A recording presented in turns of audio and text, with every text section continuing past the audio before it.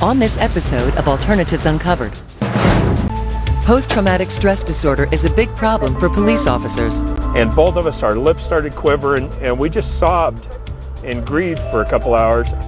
The latest alternative in curing, not just treating, post-traumatic stress.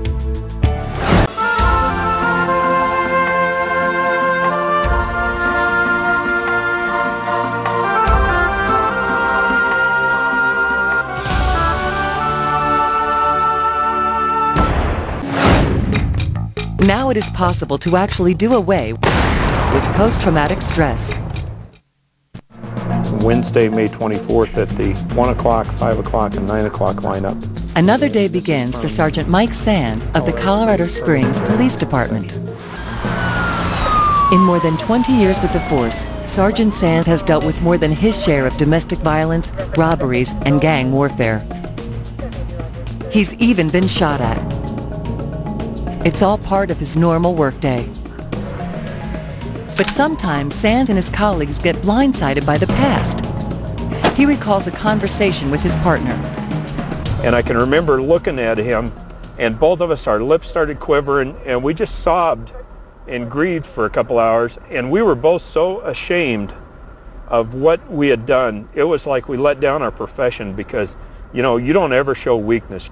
What caused them to weep openly was the Big Thompson Canyon flood of 1976. It was July 31st of that year. The skies opened up and within hours dumped more than 12 inches of rain on the canyon. Flooding destroyed 316 homes and left more than 140 people dead. For Sand and the other officers on the scene, it was 3 days of sheer hell. And a flood, when it hits somebody, what it does to the human body is just, it pulls the hair right out of the skin. And so when the first night we had recovered 18 victims, I had helped pull 5 of them out. We had bodies in our cars because we didn't know what to do with them. Our morgue only had space for 3 bodies. We ended up bringing in refrigeration trucks, and you're prepared for trauma, but you're not prepared for trauma of this mass. And as I responded in there, one of the first things that I saw were cars going down the river and people flashing their headlights.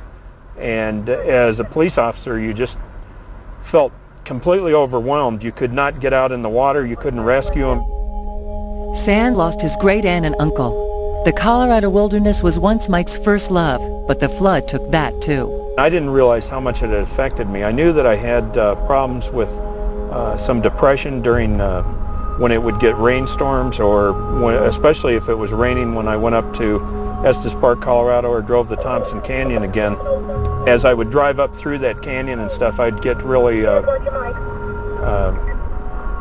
choked up, sometimes teary-eyed. I know my ex-wife did not like to drive the canyon with me because it seemed like when I went back into that canyon, I was back 20 years ago and I was right back in that flood.